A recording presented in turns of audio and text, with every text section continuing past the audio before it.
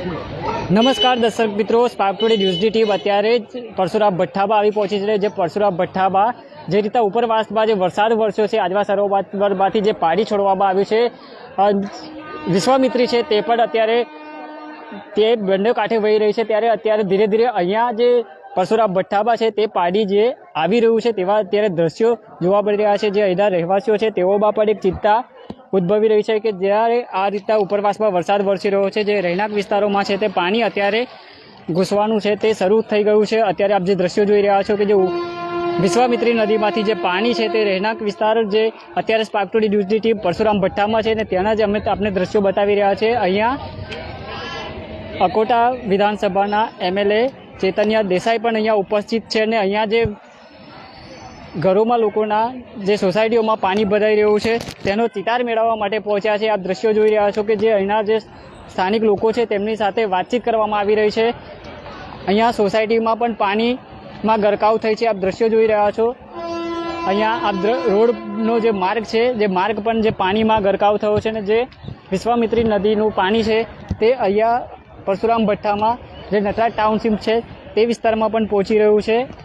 ત્યારે અકોટા વિધાનસભાના એમએલએ ચેતન્યા દેસાઈ પણ અહીંયા ઉપસ્થિત છે અને જે અહીંયા આખી ઘટનાનો છે તે તાજ મેળવી રહ્યા છે. આપણે તેમની સાથે પણ વાત કરીશું. જી સાહેબ, તમે પણ અહીંયા સ્થળ પર આવી જી નમસ્તે. શું કહેશો જે ઉપરવાસના વરસાદને લઈને સોસાયટીઓમાં પાણી આવી રહ્યું છે? હવે ઉપરવાસનો વરસાદ કહો કે પછી વડોદરા શહેરમાં ગઈકાલે વરસ્યો એ વરસાદ કહો, ઘણું મોટા પ્રમાણમાં વરસાદ પડ્યો છે. 8 થી 9 ઇંચ વરસાદ પડ્યો છે એવું કહેવાય છે. આજવા છે જેમાંથી હંમેશાની જેમ વિશ્વામિત્રીમાં પાણી છોડાય છે એ ગઈકાલે રાત્રે 8 વાગે ગઈકાલે રાત્રે 2 વાગ્યાથી જ પાણી છોડાવવાનું ચાલુ કર્યું હતું અને હાલ 1 વાગે બંધ કરેલું છે પાણી. આજવા 212.15ની આસપાસ છે અને દરવાજા બંધ કર્યા છે. એટલે વધુ પાણી વડોદરા શહેરમાં આવીને વધુ વિસ્તારોમાં ઘૂસીને તારાજી ના થાય એટલા માટે કરીને બંધ કર્યા છે. પણ તે જે છોડાયું છે પાણી અને જેટલું છૂટ્યું છે એટલું તો આવવાનું છે. વેન ચાલુ છે. હમણાં ધીરે ધીરે પાણી વધી રહ્યું છે. અમને અંદાજો એવો છે કે સાંજના 5-6 વાગ્યા સુધી આ પાણી પાછો ઉતરશે એવા લક્ષણ દેખાઈ રહ્યા છે, કારણ કે આજવાના હમણાં ગેટ બંધ કર્યા છે. પરશુરામ ભઠ્ઠામાં તમે અનેક જગ્યાએ મુલાકાત લીધી છે, તો કોઈના ઘરોમાં પાણી પણ ઘૂસ્યા છે? હવે અમુક વિસ્તારોમાં પાણી ઘૂસ્યા છે. જે નીચાણવાળા ભાગ છે એમાં બધે પાણી ઘૂસ્યા છે. આવા નટરાજ ટાઉનશીપની બહાર અમે ગેટ પર ઊભા રહ્યા છે. તો નટરાજ ટાઉનશીપમાં એક ગેટ નીચો છે એટલે ત્યાંથી પાણીનું વહેણ આવીને આગલા ગેટમાંથી બહાર નીકળે છે. પણ પાણી વધી રહ્યું છે એટલે કદાચ નટરાજ ટાઉનશીપમાં પણ 1 ફૂટ પાણી આવે એ રીતે પરશુરામ નગર છે થોડું અહીંયા ઉપર આવેલું છે. એ લોકોના પણ સોસાયટીમાં અડધી સોસાયટી નીચી છે એટલે એમાં પાણી જતું હોય છે, અડધી ઊંચી હોય છે. ત્યાર પછી ઝુલતા પુલ અને મહારાજાનગરનો ટેકરો આવે છે, ત્યાં આગળ પાણી યુઝ્યુઅલી ચડતું નથી હોતું. એટલે એની આગળની જે વિસ્તાર છે જવાહરનગર ને મહાકાળીનગર એ બધું પાણીમાં ગરકાવ થતો હોય છે, કારણ કે બહુ જ નીચો વિસ્તાર છે. નીચાણવાળા વિસ્તારમાં રહેતા લોકોને શું અપીલ કરવા માંગે? અમે હંમેશની જેમ દર વર્ષે ચોમાસામાં પાણી આવતું હોય કે ન આવતું હોય ત્યાં આગળ કાઉન્સિલરો અને જે બી જવાબદાર વ્યક્તિઓ છે ત્યાં જઈને લોકોને સમજાવતા હોય છે ત્યાં નીચાણવાળા વિસ્તારમાંથી નીકળો. અને સરકાર પણ એમના માટે ઘરની વ્યવસ્થા કરે છે, પરંતુ એમની રોજીરોટી આ વિસ્તારમાં વર્ષોથી બંધાયેલી હોય અને એમના બાળકો કે એ લોકો પણ અહીંયા આગળ આ વિસ્તારમાં સેટ થયા એટલે એ લોકો ત્યાંથી નીકળતા નથી. પરંતુ રોજીરોટી માટે પણ સરકાર પણ એટલી જ મહેનત કરે છે. એમને રહેવા માટે એટલી ચિંતા કરતી હોય ત્યારે એ લોકોએ સમજીને ત્યાંથી નીકળવું જોઈએ અને જ્યાં સરકાર ઘરો આપી રહી છે ત્યાં જવું જોઈએ.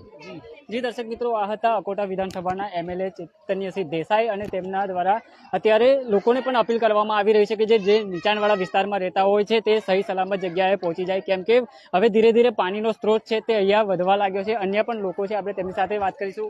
શું કહેશો તમે પણ આજે અહીંયા ઉપસ્થિત છો? અમે અમારા ધારાસભ્યશ્રી સાથે વિસ્તારમાં વિઝિટ કરવા આવ્યા હતા કે લોકોને શું જરૂરિયાત છે, શું છે સમજવા માટે. કે હંમેશા અમે સાથે સંગઠનની ટીમ ને બધા અમારા કાર્યકર્તાઓને અમે બધા સાથે આવીને કે કોઈ બી જરૂરત હોય કે શું સિચ્યુએશન છે અમે સાથે જોવા માટે અહીંયા આવ્યા હતા. જી, શું કહેશો? ધીરે ધીરે પાણી હવે વધી રહ્યું છે. તો જેવી રીતના ધારાસભ્યશ્રીએ કીધું કે જ્યારે પણ અતિવૃષ્ટિ થતી હોય છે વડોદરામાં અને આજવાનું પાણી અહીંયા વિશ્વામિત્રી નદીમાં ઠલવાતું હોય છે અને એના લીધે આજે 2-5 વર્ષે એક વખત આ રીતનું આવતું જ હોય છે.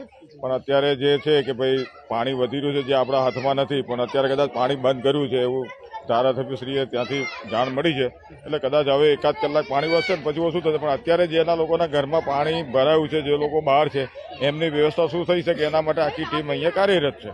જી દર્શક મિત્રો, તંત્ર દ્વારા પણ જે નીચાણવાળા વિસ્તારમાં રહેતા હોય તેવા લોકો માટે જ્યાં ગાઈડન્સ બનાવ્યું છે તેનું પણ સ્પાર્ક ટુડે ન્યૂઝ જે છે તે અપીલ કરી છે તે ગાઈડન્સનું પાલન કરે. જે સરકારી જે સૂચના આપવામાં આવતી હોય છે તે તમારા એના માટે આપવામાં આવતી હોય છે, જેને લઈને તમે એ જે સૂચનાઓ આપે છે તેનું પણ પાલન કરજો. કેમ કે વડોદરા શહેરમાં જે અત્યારે સ્પાર્ક ટુડે ન્યૂઝની ટીમ છે પરશુરામ ભઠ્ઠામાં જે નટરાજ ટાઉનશીપ છે તે આવી પહોંચી છે અને જે ઉપરવાસમાં જે વરસાદ વરસ્યો છે જેના કારણે આજવા સરોવરનું માંથી જે પાણી છોડવામાં આવ્યું છે તે ક્યાંક ને ક્યાંક જે પરશુરામ ભઠ્ઠામાં અત્યારે પેસી રહ્યું છે, આવી રહ્યું છે પાણી. તેને લઈને જે અકોટા વિધાનસભાના એમએલએ ચેતન્ય દેસાઈ પણ અહીંયા સ્થળ પર આવીને જે સ્થિતિ છે તેનું નિરીક્ષણ કરી રહ્યા છે અને જે લોકો છે તેઓને પણ સમજાવવામાં આવી રહ્યા છે કે જે ઝૂંપડપટ્ટી વિસ્તારમાં, જે નીચાણવાળા વિસ્તારમાં જે રહેતા હોય તેવા લોકોને સહી સલામત સ્થળે પણ ખસી જવા વિનંતી કરવામાં આવી રહી છે.